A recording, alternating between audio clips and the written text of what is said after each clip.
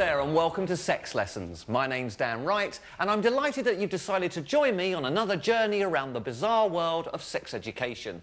Please make sure your chairs are in the upright position and your seatbelt is fastened. It could be a bumpy ride. It's a sex education plane. During intercourse, the penis is in a state of erection. On tonight's show, we're talking about reproduction. Why do babies have fathers? Yes, from the birds and the bees. Birds do it, bees do it, even educated fleas do it. Right through to the miracle of birth. How much further is it? We've been swimming for ages. We're bringing you the most revealing... I'm not really too sure on where babies come from. ...and sometimes shocking sex education on the subject of making babies. The dick that you took worked. And we'll be asking where you learned how a gentleman and a lady create new life. We had like tapes that we were showed and most of them were just fast forwarded through. That's the boys bit, that's the girls bit. Ugh. It's basically like, wham bam, thank you ma'am, now you've got a baby. Yes, tonight we're talking about making babies. I'm an expert on this subject. Well, I used to be a baby after all. I loved rusks, they were awesome. However, here is a warning. Making a baby might sound like a lot of fun, but the reality of actually having one can be somewhat different. Before you make a baby of your own, you're going to want to check out a baby that someone else has made. This is John Green, a tired and stressed out dad who's decided to go online to warn the rest of us about the perils of parenthood. From this experience, you will likely learn that 1, babies are cute, and 2, babies are monsters of narcissism who believe that there has never been another human being in the history of the world, and who also believe deep down in their tiny little baby souls that you exist solely for the purpose of attending to their needs. In fact, I would argue that whether you find babies cute is not necessarily relevant to whether you'll enjoy having a baby. Okay, say you go to bed at 11 p.m., set your alarm for midnight, wake up and listen to this for 20 minutes, then set your alarm for 2 a.m., wake up, listen to this for 20 minutes, and so on every 2 hours, 24 hours a day for 2 weeks. No breaks. Still want to learn how to have one? Fair enough. Now, until yesterday, I thought babies were left underneath a gooseberry bush by a stork. I know. But then I stumbled across a 1950s American sex education film that taught me that it actually happened as a result of something called human reproduction. Okay.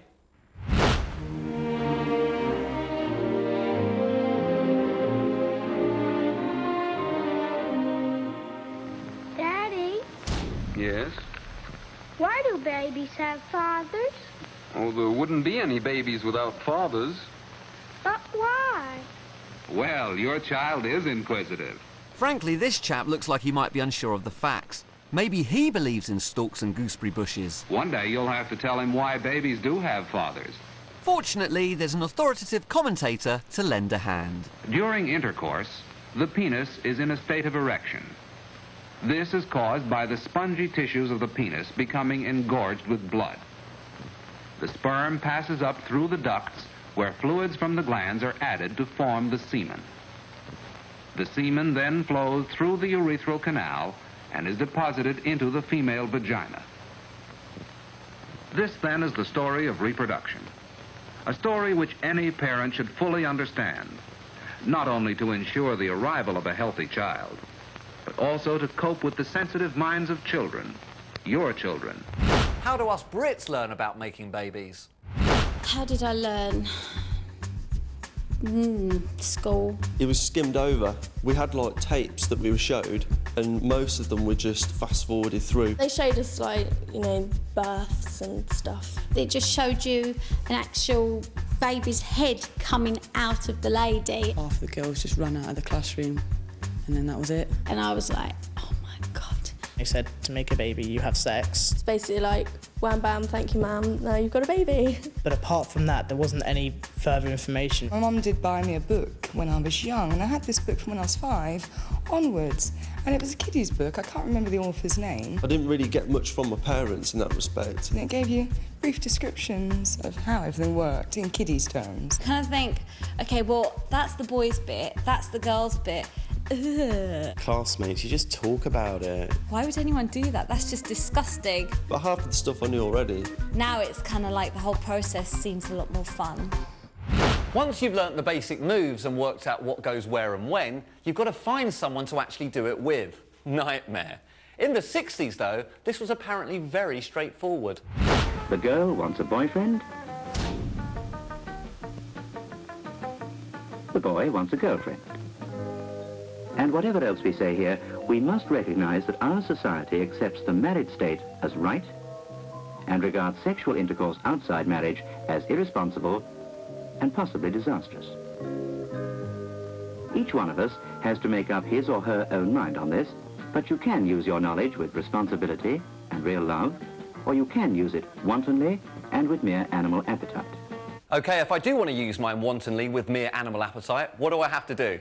Well, nature has designed a marvelous mechanism for bringing the male sperm and the female egg together. And this is the ultimate act of union, sexual intercourse. But here's a little tip.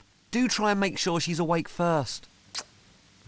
OK, so you've fallen in love, maybe you've got married and you want to have a baby. You're eager to discover the best way to get pregnant. Well, can I suggest you don't follow the advice of this Australian animation? Hey, Jeff. How much further is it? We've been swimming for ages. I'm not too sure, Billy. But I think it's a fair bit. We only just passed the tonsils.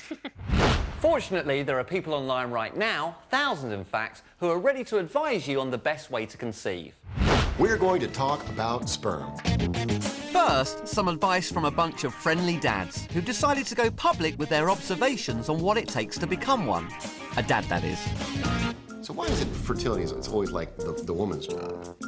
I just don't think it's fair. It's like cooking. We need to be taking back fertility, owning our fertility. I own mine. Because after all, I mean, who does more work, the egg or the sperm? Egg. Hi, I'm an egg. Sperm is out there doing things. What are you calling me, an egg? Swimming upstream like millions. And ladies make. Why is fertility about women? Pink. They make one egg. It sits there. I'm a target. Sperm. Millions. Swimming. Swimming through the uterus. The egg is pink. Through the Scylla and Charybdis. What? The what? I mean, have you ever tried to swim through a cervix? No, I haven't actually. Apart from when I was a sperm. So, yeah. Of course, the best way to increase your fertility is to maintain a healthy lifestyle. And 10. Of course, a regular exercise program is a part of a healthy lifestyle, as is staying hydrated. Speaking of which, I'm kind of parched. Eat a healthy diet that's high in antioxidants. And take a multivitamin. And remember on the flip side that heavy consumption of alcohol, tobacco, and marijuana really will reduce your sperm count. Ugh. What? Already got 3 kids. Next, some practical advice on how to make your fabulously energetic, abundant sperm more fabulously energetic and abundant. Increase your sperm quantity and quality with these scientifically tested methods. You will need boxers, roomy pants, mobility, vegetables high in glutathione, dietary supplements, good dental hygiene, and a healthy weight. OK, I've got all that, I think. Can you elaborate? Step 1. Enjoy more nookie. Research suggests that having sex on a regular basis improves sperm quality, increasing the likelihood of conception. Step 2. Keep your laptop anywhere but on your lap. I haven't got a laptop, actually, so I'm not really bothered. What was that about vegetables? Step 5. Eat more broccoli, cabbage,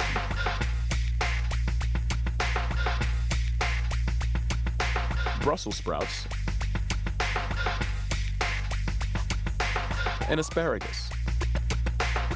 They're good sources of glutathione, an antioxidant that improves sperm quality.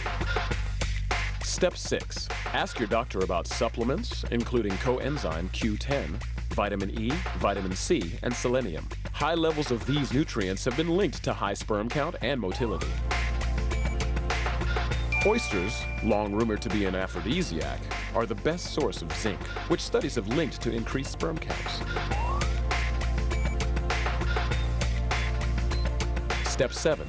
Brush and floss your teeth religiously. One study found a link between gum infections and low sperm counts. All right. So flossing can improve your sperm count, allegedly. But what other bizarre ways are there to help you get pregnant? I think my favourite myth about pregnancies and having babies was actually the cabbage patch. Well, from like early on, I always thought it was like the stalk. And I wish that was the case, that, you know, you just found a baby in the cabbage patch. Obviously, there's the one where, you know, the guy comes inside you and obviously you put your legs up. It goes up into your womb quicker. You know, when you're 14, that kind of makes sense because it's going directly into where it should. I think that's probably a myth, because if you've got like an impotent partner, you're not going to get pregnant. We always thought, well, I did at the beginning, you fingering somebody when I was like 9 or something. I was always a bit sceptical about that. Ejaculating in the bath. If you got in a bath that someone had ejaculated in and you got in the bath after, you get pregnant. Stupid. Whatever the advice, the fact of the matter is that to get pregnant, a sperm has to fertilise an egg. But with millions of the little blighters fighting for the privilege, how does one humble sperm improve its chances? Well, apparently, there really is a way.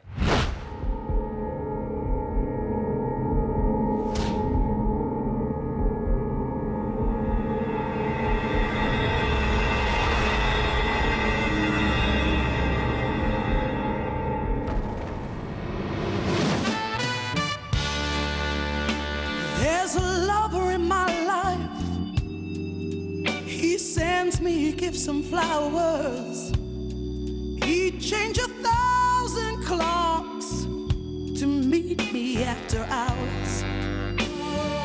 Tonight we're talking about making babies. That's right. What happens when the birds and the bees meet, get to know each other and decide to reproduce? Come to think of it, where does the term birds and bees come from? But why the birds and the bees? Why not some other animals like panda bears and kitty cats? Yes, if you really want to know the origin of this well-used phrase, the answer is out there, courtesy of a very attractive Eastern European lady. There was a song by Cole Porter called Let's Do It, where he sang, birds, do it, bees, do it, even educated fleas, do it, let's do it, let's fall in love. So either Cole Porter came up with the expression, or perhaps it was already in use when he wrote the song. But nevertheless, the expression continues 80 years later as a way to educate your kids about the facts of life. Brilliant! And I've just been told that she's a serious contender for next year's Eurovision Song Contest. I'm only kidding. Probably. Still beat the UK though. We are rubbish. Anyway, you've followed all the available advice and you've got yourself knocked up. Congratulations! So what's next? Let's ask a man called Dan. And now, a few words from the man in the mask to help you get through the next 9 months. Juan. You will look fat only to yourself. To everyone else, you will just look pregnant. So don't worry about it. You're not fat. Unless you are fat, because I have no idea what you look like, because we've never met. But anyway, you'll be pregnant. Good for you. 2, you'll want to eat things that make babies grow, like pickles and ice cream. That'll taste good. Only to you. 3, a psychological research study done from 1980 to 1990 says that if you have sex during your pregnancy, you won't feel as ugly. It's good for you, good for him, good for baby if he's got a strong forehead. Final summation. Matt, your wife's going to give birth to a child. Bye. I love you and Miranda and your unborn baby. Now, I want to talk to all you teenagers because this next section is for you. The message is simple. Unwanted teen pregnancy is a no, no, no, no, no. Not a good idea. And it wasn't a good idea in the 1960s either.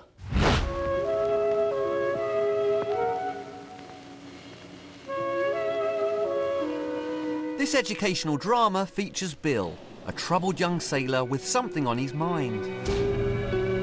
Oh, Bill, what are we going to do? Uh-oh, he's got someone up the duff. I know you don't want to get married, but what else can we do? Join the Navy? I can just hear my parents now. Oh, Mary, how could you have done such a thing? Cue father. And action. Action! Action! I'd like to get my hands on that boy. That's what I'd like to do. Oh, Bill, how could you let this happen to me? Well, you sure screwed things up. and now an animation demonstrating the perils of teen pregnancy.